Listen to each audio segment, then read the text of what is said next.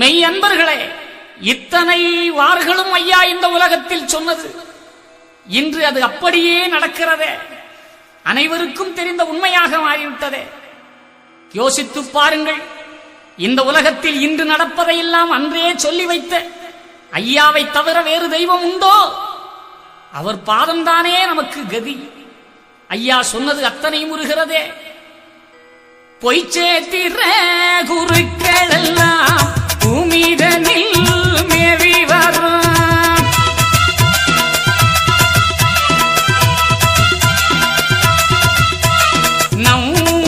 நம்வாதுலுக்கு நாட்டில் கலசல் வரும்.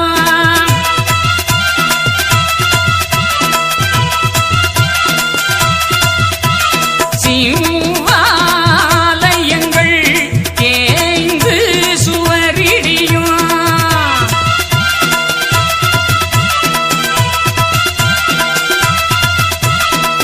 இதையெல்லாம் இந்த கலி முடிகிற காலத்திலே இப்படித்தான் நடக்கும் என்பதை ஐயா நமக்கு சொல்லி இருக்கிறார்.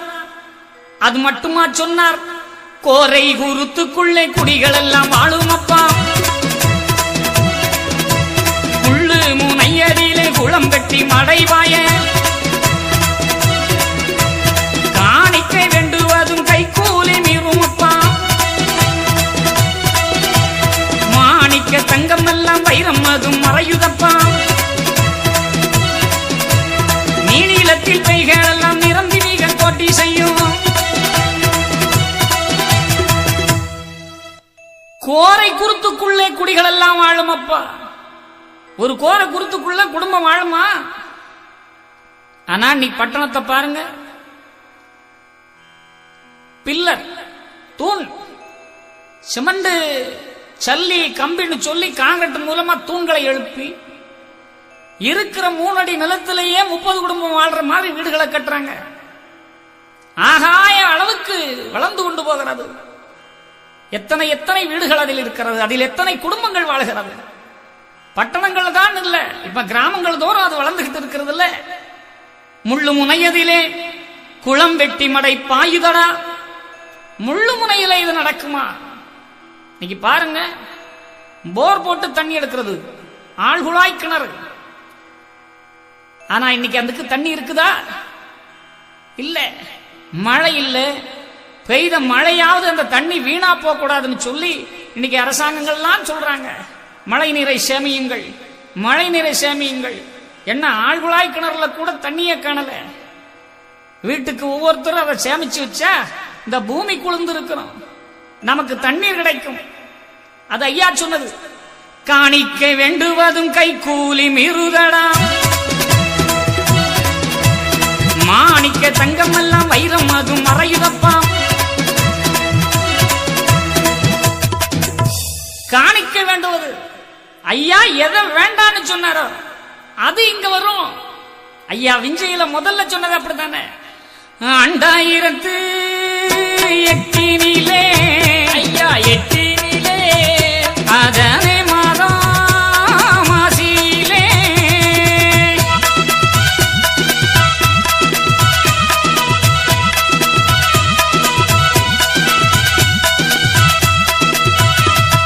நான் தான் கடலின் கரையாண்டி. ஐயா கரையாண்டி நாராயணமே வண்டாரா.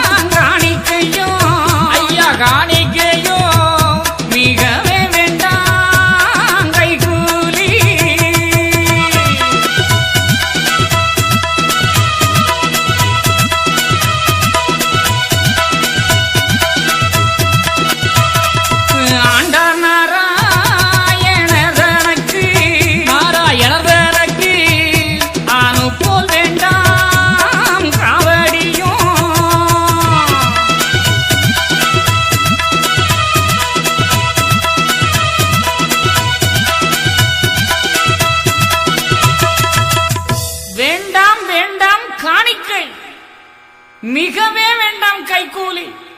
ஐயா சொன்னார், எனக்கு காவடி வேண்டாம், காணிக்கை வேண்டாம், ஆட்டுக்குடை பூசை வேண்டாம், ஊர்ந்து திரியும் உயிர் பிராணிகள் யாதொன்றையும் வதைக்க வேண்டாம் என் கண்ணு மக்களே என்று ஐயா சொன்னார். ஐயாவுக்கு காணிக்கை காவடி வேண்டாம் என்று சொன்னார். காணிக்கை வேண்டாம், காவடி வேண்டாம்.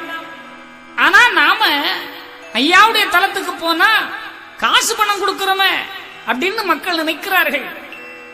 ஐயாவுடைய திருவிடத்திலே திருநடையிலே ஐயாவுக்கு திருவிளக்கு பொருத்துவதற்கு விளக்கு எண்ணெய்க்கு காசு கொடுக்கிறோம். அதை சொல்லும் போது சொல்லி கொடுப்பாங்க. ஐயாவுக்கு விளக்கெண்ணெய்க்கு காசு அன்பாக கொடுக்கணும். உங்க மனசுல இருக்க அன்பை கேட்டார் ஐயா, அதைத்தான் கொடுக்க வேண்டும். ஆனால் ஐயா சொன்ன வார்த்தை கலியுகத்திலே எப்படி இருக்கிறது?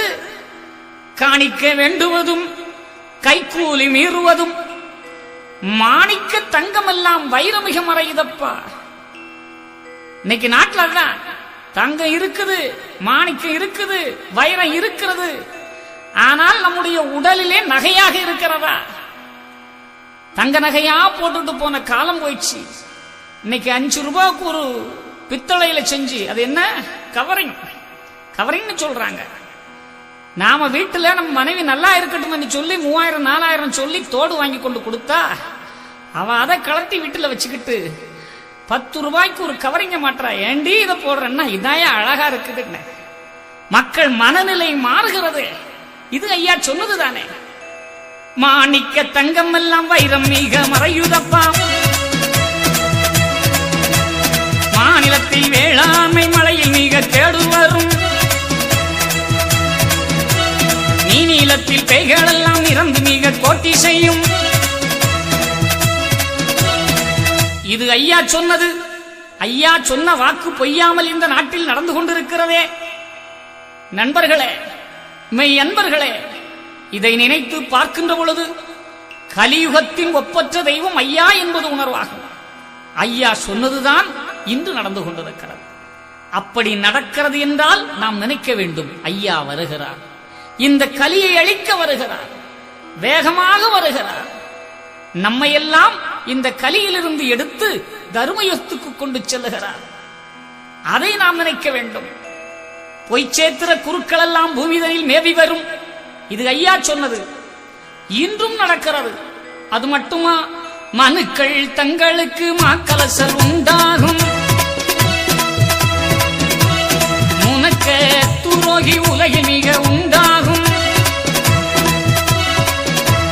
மாமோக ஆசையின மாசண்டையாகி வரும். காமோக வெறியால் கனவழிகள் உண்டாகும். மாதாவை பிள்ளை வைப்பு நினைத்து நிற்கும். தாதாவை வேலை சந்ததிகள் கொண்டிடுவார். மாட்டின் வயிற்றில் மனிதர் ஓட்டம் பிறக்கும். கோடானது வெறுத்து கொல்வார் சில பேரை. காணிக்கை வேண்டல் கைக்கூலி தான் மீறும். மாணிக்கம் தங்கம் வைரம் மிக மறையும். ஒன்றல்ல இரண்டல்ல, அனைத்தும் ஐயா தந்த வார்த்தை. மனுக்கள் தங்களுக்கு மாக்கலசல் உண்டாகும். குழந்தை பிறப்பு அதிகரித்ததனால் ஒவ்வொரு குடும்பத்திலும் எண்ணிக்கை கூடுகிறது. அவர்கள் வாழ்க்கை பிழைப்பிற்கே கஷ்டப்படுகிறார்கள். பிழைப்புக்காக ஊர் ஊராக அலையக்கூடிய நிலை உருவாகும். இது ஐயா தந்தது. முனக்க துரோகி உலகில் மிக உண்டாகும். மத குரோதங்களினால் உலக அமைதியே பங்கப்படும். இன்று பார்க்க முடிகிறதே, அமெரிக்க மாநகரில் 2 கட்டடங்களை இடித்தார்கள். ஆகாய விமானத்தை கொண்டு துர்க்குணங்களோடு இடித்தார்கள். அதனால் என்ன ஆயிற்று? போர்.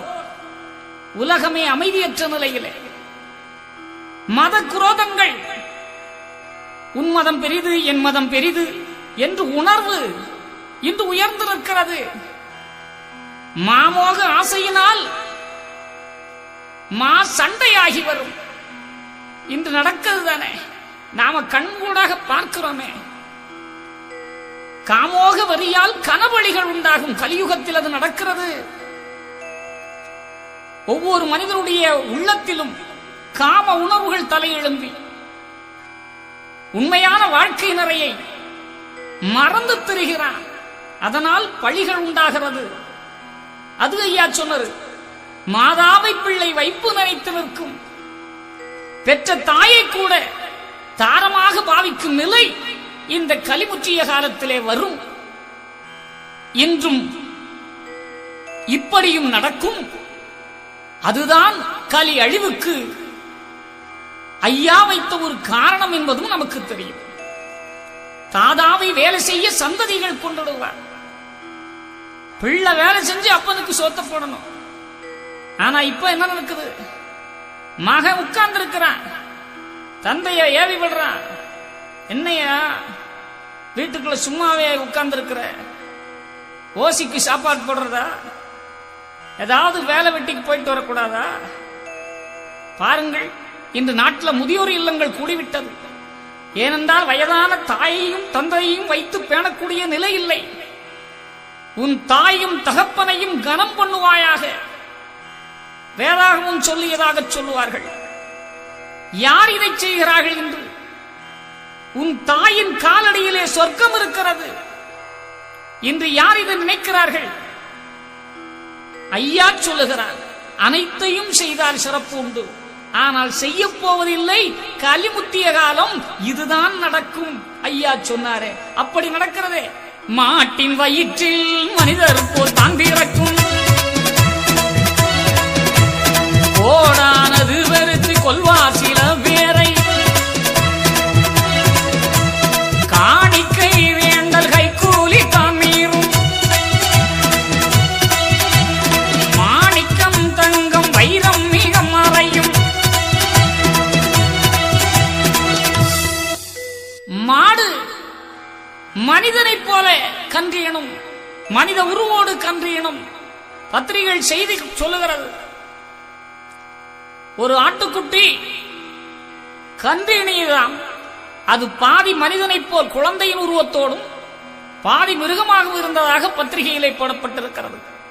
இப்படிப்பட்ட அதிசயங்கள் இந்த கலியிலே நடக்கும். இதை இப்படித்தான் நடக்கும் என்று 171 ஆண்டுகளுக்கு முன்பாகவே நமக்கெல்லாம் ஐயா உணர்த்தி இருக்கிறார். ஈனருக்கு காலம் அது ரொம்ப ரொம்ப உண்டாகும்,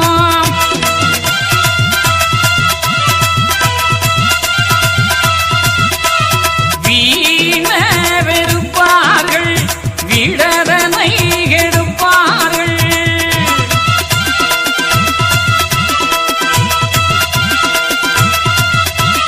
தாண்டருட வேதம் தனை தலையழிய விட்டிடுவார்,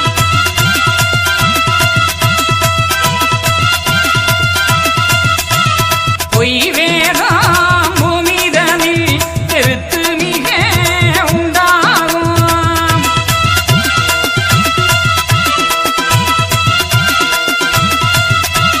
மெய் வேதம் தன்னை விரும்பாது இகழ்ச்சி செய்வார்,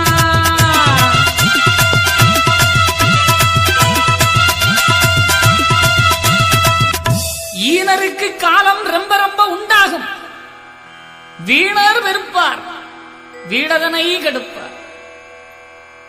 இந்த உலகத்திலே ஐயா சொன்ன வார்த்தைகள் இந்த கலியிலே நடக்கிறது. பேதையர்கள் பிள்ளை பிறக்கும் அதிசயம் போல், போதையர்கள் கொங்கை கூடாமலே வாழ்வார், கூட பிறப்பை கொடும்பகை போல் எண்ணிடுவார்,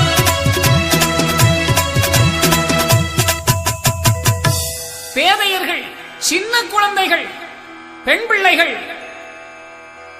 அவர்களும் குழந்தை பற்றி அதிசயம் நடக்கும். இன்னைக்கு பத்திரிகையில செய்தியா இருந்தா 7 வயது பிள்ளை அவளே ஒரு குழந்தை, அவள் ஒரு குழந்தைக்கு தாயாகிறாள். இது செய்தி. இப்படித்தான் இருக்கிறதே. கலிமுத்திய காலம் அல்லவா? கோதையர்கள் கொங்கை கூடாமலே வாழ்வார்கள். ஐயா சொன்னது, கூட பிறப்பை கொடும் பகை போல் எண்ணிடுவார். பங்காளிகள் எல்லாம் பகையாளியா மாறுறான். துரியோதனும் பஞ்சவரும் ஒரு வயிற்றில் பிறக்க கண்டேன் சிவனே. ஐயா சொன்னாரு, இன்றைக்கு உலகத்திலே அண்ணன் தம்பி பகை, தம்பிக்கு அண்ணன் பகை, இதுதான் நடக்கிறது. இதை ஐயா சொல்லியிருக்கிறாரு. அண்ணனுக்கு தம்பி பகை, தம்பிக்கு அண்ணன் பகை, உலகமெல்லாம் பகையாய் உள்ளம் உறதுதடா. அண்ணனுக்கு தம்பி, தம்பிக்கு அண்ணன், பகையான ஒரு உலகம். இது கலியுகம். அண்ணன் ஒரு வார்த்தை சொன்னா தம்பி கேட்கிற உலகம் மாறி இன்று பகையாளிகளாக வளர்ந்து கொண்டிருக்கின்ற நேரம். வீணர் வெறுப்பார், வீடதனை கெடுப்பார். தாண்டருட வேதம் தலையெளிய விட்டுடுவார். உண்மையான வேதம், இந்த உலகத்தை நெறிப்படுத்த வந்த வேதம் அழிந்து போகும். மெய்வேதம் தன்னை விரும்பாத இகழ்ச்சி செய்வார். பொய் வேதம் இந்த பூமியிலே பெருகும். இன்று உலகமெல்லாம் அவரவர்கள் நினைத்ததுதான் வேதமாக திணிக்கப்படுகிறது. கள்ளர் வெறுப்பார், கறி உப்புமே மலியும், கொள்ளையாய் சம்பை கோடாமு கோடியுமாய் நானி இறப்பார்கள், நஞ்சு தின்றே இறப்பார்கள். கேணிக்குள்ளே இறப்பார், கீறிக்கொண்டே சாவார். வைரம் முழங்கி மாழ்வார் சில வேர்கள், துயரம் பொறுக்காமல் தோயமதிலே வீழ்வார். ஈக்கள் பெருகும், எறும்பு மிக பெருகும், காய்கள் பெருகும், கஞ்சா அபின் பெருகும். நாணி இறப்பார்கள், நஞ்சு தின்று இறப்பார்கள். இன்னைக்கு நாட்டில் என்ன நடக்கிறது? பெரிய பெரிய கோடீஸ்வரங்கள் கூட கடன் தொல்லை தாங்க முடியல, கேவலம் தாங்க முடியல. நமக்கு பேர் கட்டு போச்சு, மானம் போச்சு அப்படின்னு சொல்லி நான் இறப்பதும், நஞ்சு தின்று சாவதும், கேணிக்குள்ள விழுவதும், கீறிக்கொண்டு சாவது, கொலைவரிகள் இன்று நடப்பதை பாருங்கள். வைரத்தை விழுங்கி செத்து போவாங்க. அது இன்னைக்கு நடக்கிறது. துயரம், கஷ்டம் தாங்க முடியல, துயரம் பொறுக்கவில்லை. சமீபத்தில் கூட திருப்பதி மலையில் சுவாமி கும்பிட போன ஒரு குடும்பத்தில் உள்ள 6 பேர்கள் ஒரே மரத்தில் தற்கொலை பண்ணி கொண்டு செத்திருக்கிறாங்க. அந்த செய்தியை பார்க்கின்ற பொழுது உள்ளம் நடுங்குகிறது. அண்டவா, இது என்ன நிலை என்று. அப்பொழுதுதான் ஐயா சிரிக்கிறார். நான் சொன்னேனடா, இந்த கலி முடிகிற காலம் இதுதான் நடக்குமடா என்று சொன்னேனே. அதுதான் ஐயா சொன்னது. அப்பொழுதுதான் நினைவுக்கு வருகிறது. உண்மை, இந்த கலிமுத்திய காலம் இதுதான் நடக்கும். ஈக்கள் பெருகும், எறும்பு மிக பெருகும், காய்கள் பெருக்கும், கஞ்சா அபின் பெருகும். இன்னைக்கு நாட்டில் பாருங்க, ஒரு காலத்துல புகையிலேயே வெத்தலையோடு சேர்த்து போடுறத பார்க்கலாம். அதை கருப்பு கட்டிலாம் சேர்ந்து பாடம் செய்து போடுறத பார்க்கலாம். ஆனா இப்போ புகையில என்னென்ன வடிவத்தில் எல்லாமோ வருது. பெட்டிக்கடன் சொன்னா சாக்லேட் தொங்க போடுற கவரைத்தான் நாம பார்க்க முடியும். ஆனா இன்னைக்கு என்னென்னமோ தொங்குது. கலர் கலரா கவர்களை செஞ்சு கவருகின்ற வகையில புகையில பாக்கு இதெல்லாம் போதையை சேர்த்து இன்னைக்கு யார பார்த்தாலும் பாக்கெட்டில் அதுதான் இருக்கு. இதுதான் இன்றைய உலகம். காய்கள் பெருக்கும், கஞ்சாவின் பெருக்கும். அப்பா அதோட விட்டாரா? சன்னாசி நிச்சயது தவறியல்லோ அலைவார்கள்.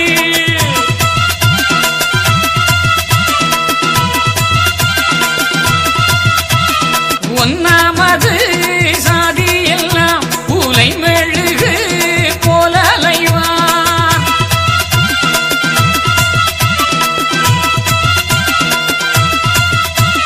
கட்டழிந்து வெண்கள் எல்லாம் கற்பு மிக தவ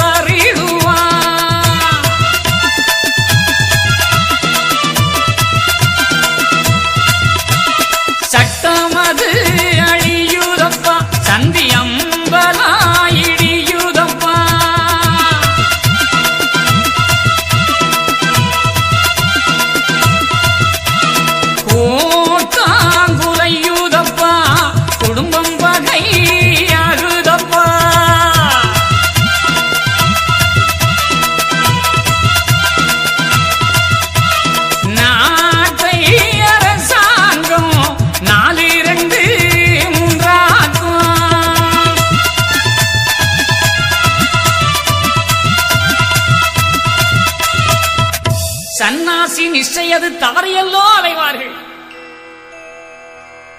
இன்றைக்கு சன்னாசிகளை யோகியவர்களாக பார்க்க முடிவதில்லை. இது கலிமுத்திய காலம். எத்தனையோ குருக்கள் இடத்தில் இருப்பவர்கள் இன்று சிறைக்குள் இருக்கிறார்கள். நிலை தவறிவிட்டார்கள். இறை நாமத்தை சொல்ல வேண்டியவர்கள் கலி மாயைக்குள் மாட்டி தான் செய்வது இன்னதென்று அறியாமல் திகைத்துக் கொண்டிருக்கிறார்கள். இது கலியின் முத்திய நிலை. கட்டழிந்து பெண்கள் தானும் கற்பு மிக தவறுகிறார். பாருங்கள், பத்திரிகை செய்திகளை புரட்டினால் இந்த செய்திகள் வருகிறது. கூட்டம் குலையுதப்பா, குடும்பம் பகையாகுதப்பா, நாட்டை அரசாங்கம் 4-2-3 கோட்டையது அழியுதப்பா, உச்சி கட்டை மதிலாகும்.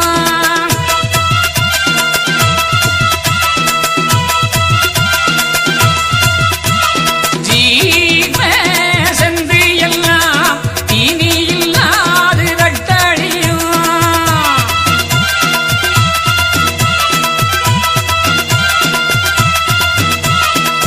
கோட்டை அழிகிறது, குச்சிக்கட்டை மதிலாக. முன்னெல்லாம் ஒவ்வொரு நாட்டுக்கு எல்லை கோடு வைத்து கோட்டைகளை கட்டினார்கள். நம்முடைய இந்திய தேசத்தில் பல சிற்றரசுகள் இருந்தது. ஒவ்வொரு அரசும் தன்னுடைய ஆட்சிக்குட்பட்ட எல்லைகளை வரைமுறைப்படுத்தி கோட்டைகளை கட்டினார்கள். இன்று அந்த கோட்டைகள் எங்கே? கலியுகத்தில் இல்லையே. ஒவ்வொரு மாவட்டத்திற்கும் எல்லை இருக்கிறது. எல்லையிலே ஒரு குச்சி கட்டை தொங்குகிறது. நாமெல்லாம் அதை என்ன சொல்றோம்? செக் போஸ்ட் சொல்றோம். ஒரு குறுக்க ஒரு கம்பை போட்டு வச்சுக்கிறது. பெரிய பெரிய கோட்டைகளை எல்லாம் இழந்து அது குச்சிக்கட்டையாக மாறி இருக்கிறது. இது ஐயா சொன்னது. அது மட்டுமல்ல, அரசாங்கம் ஆட்சி என்ற பெயரால் நாடுகள் பல கூறுகளாக்கப்படும். இறை நெறி என்கிற தர்ம கோட்டையை மீறி விறகுக்கு ஒப்பான உடலை உடைய மனித ஆதிக்கம் மிகுதியாகும். இதை ஐயா சொன்னார். அது மட்டுமா? உயிரினங்கள் எல்லாம் உண்ண உணவில்லாமல் நிலை குலையும். இன்று நிலை அப்படித்தானே இருக்கிறது. பச்சை பயிர்கள் இல்லை, மழை இல்லை, பயிர்கள் இல்லை. ஆகவே இந்த நிலை. இதை ஐயா சொல்லியிருக்கிறார். சீவ செந்தி எல்லாம் தீனி இல்லாது தட்டழியும், சூவை வெறுக்கும் சூறாவளி மீறும், அக்கினியால் தண்ணீரால் அநேக சீமை அழியும். சிவஞான நிலையில்தான் செல்லாது தேசமதில், கொலைகளவு ரம்ப கோள்கள் மிகுத்திருக்கும், தலைஞான வேதமது தடுமாறி கைவிடுவார். இது ஐயா தந்த இந்த கலி முத்திய காலத்தில் இங்கே நடக்கும் என்பதை ஐயா சொன்ன வார்த்தைகள். நேருக்கு காலம் அது நிகழ்ந்திருக்கும் பார்நீதில், போருக்கு தாம் புத்தியாய் தான் இருப்பார். பிள்ளைக்கு தாயும் தானும் பெருத்த வகையாயிருக்கும். கள்ளக்கணவருட கருத்து மிக மாதரிக்காம். கூடி உடம்பிறந்த கோதையரை வெண்ணனவே நாடியவர் எண்ணி நாணி இறப்பார் கோடி. இந்த உலகத்திலே இப்பொழுது சொன்ன இந்த நிலையான கலியுகத்தில் நடப்பதை ஐயா சொன்னதை யாரேனும் இப்படி அறுதியிட்டு சொல்லியிருக்கிறார்களா?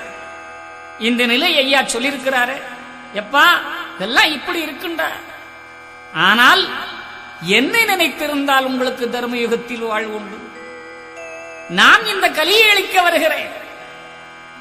பதியெழும்பி கலியளிக்க மறைபொருளாய் நான் வருவேன்.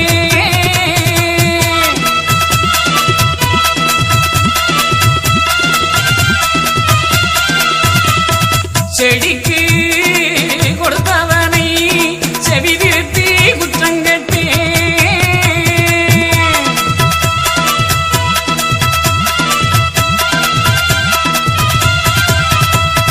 உள்ளபடி சொல்வதற்காய் புகந்து வந்தேன் என் மகனே.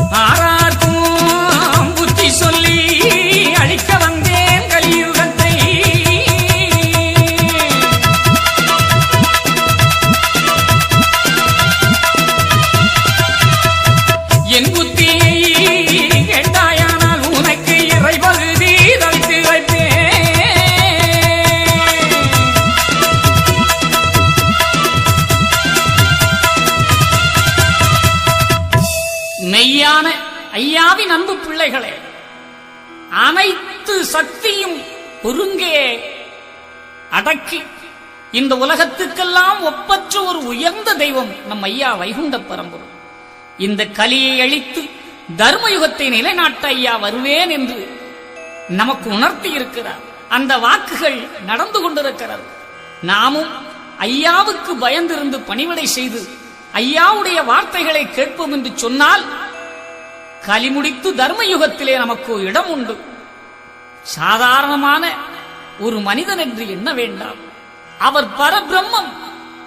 இந்த உலகமெல்லாம் ஜோதிமயமாக விளங்கிக் கொண்டிருக்கின்ற ஜோதி வைகுண்டம் சாதாரணமான ஒரு தெய்வம் அல்ல.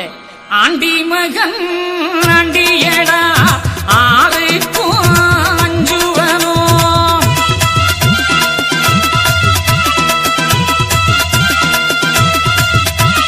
பாண்டி மகன் பாண்டியடா பண்டார கிழவனல்லோ,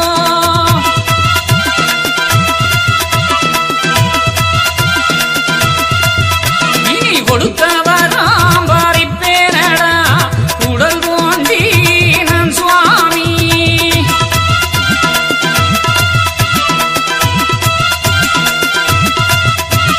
உம்பளமோ சம்பளமோ ஒரு காசோ நமக்கு வேண்டாம்.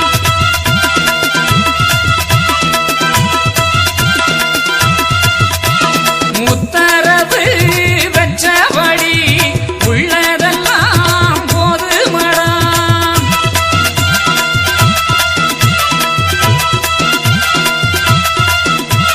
கைலாச வரம் பெறவே காத்திருக்கிறேன் நான் சுவாமி.